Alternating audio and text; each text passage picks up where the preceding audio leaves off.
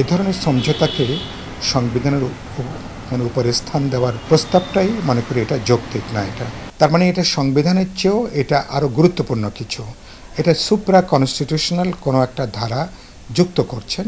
তার মানে সংবিধানের উপরে তো বাস্তবে রাষ্ট্র পরিচালনার আর কিছু হতে পারে না। এই সনদের একটা সাংবিধানিক বা আইনি সুরক্ষা কিভাবে দেওয়া যায় সেটা আমরা মনে করি যে রাজনৈতিক দলগুলো আলাপ আলোচনা করে এটা বোঝাপড়া তৈরি করে এর একটা আইনগত বা সাংবিধানিক সুরক্ষা কিভাবে নিশ্চিত করা যায় সেটা নিয়ে আমি মনে করি যে একটা আলাপ আলোচনা করে একটা জায়গায় আমরা আসতে পারি।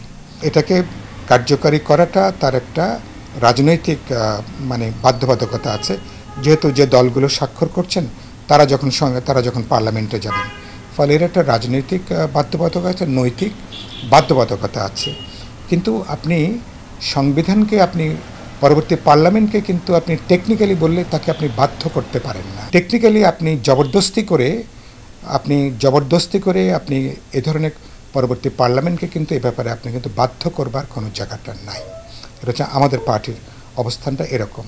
আর এই ধরনের দড়ি শেকল টেকল নিয়ে বাঁধতে যাওয়ার অভিজ্ঞতাটা খুব ভালো না।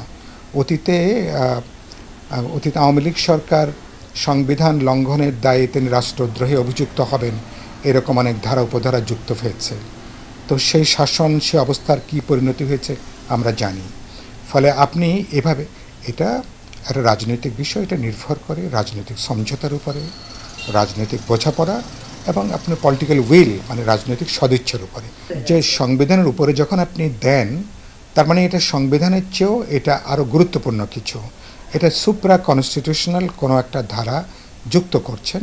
তো এটা তার মানে আপনি এক ধরনের এই প্রস্তাবের মধ্যে এক ধরনের কর্তৃত্ববাদী চিন্তা বা মনোভাব অথবা দৃষ্টিভঙ্গি কাজ করছে কিনা সেটাও একটু দেখার বিষয় আছে।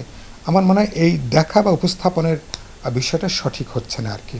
আমি বিদ্যমান সংবিধানকে অস্বীকার করে আলোচনা করছি না, আমি পুরোপুরি নতুন কোনো সংবিধান তৈরি করবার কোনো আলোচনা করছি না। আমি এই সংবিধান নিয়ে আমাদের আপত্তি আছে, সমালোচনা আছে, এই নানা অগণতান্ত্রিক ধারা নিয়ে আমাদের বহু আলোচনা আছে। গোটা আলোচনাটাই হচ্ছে সংবিধানকে কিভাবে গণতান্ত্রিক করা যায়, জবাবদিহিমূলক করা যায়, দায়বদ্ধ করা যায়। যেহেতু অনেকগুলো গুরুত্বপূর্ণ প্রশ্নে মেজর স্টেক হোল্ডারদের অনেকেরই আপত্তি আছে, ভিন্ন মত আছে, তাহলে এরকম ভিন্ন মত নিয়ে তো সেখানে গণভোটে যাওয়ার কোনো প্রশ্ন, কোনো অবকাশ নেই।